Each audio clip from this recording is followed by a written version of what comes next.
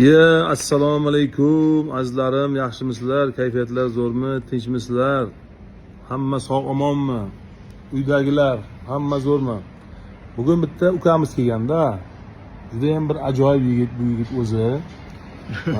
Endi shu bir qo'shig'iga bir baho beringlar. Qo'shiqqa nima baho berasizlar? Bir bizni Instagramdagi og'aynilarimizni bir imtihondan shu yigitni o'tkazsak, qaniki Shuhratjon, marhamat. Devona qildi ustoz qo'shiqlarida.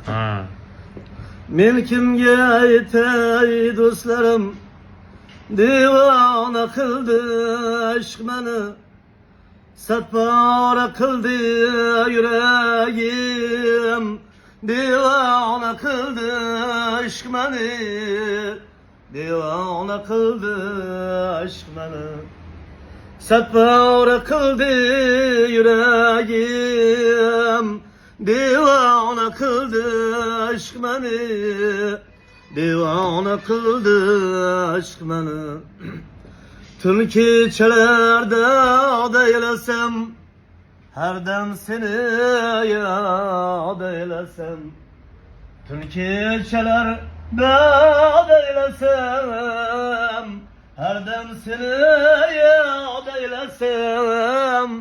Ishqingda faryod eylasam, devona qildi ishq meni, devona qildi ishq meni. Ishqingda faryod eylasam,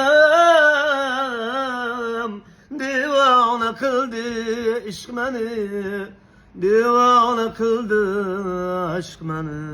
Yashang hofizi kalon, yashang. Sog' bo'linglar, omon bo'linglar.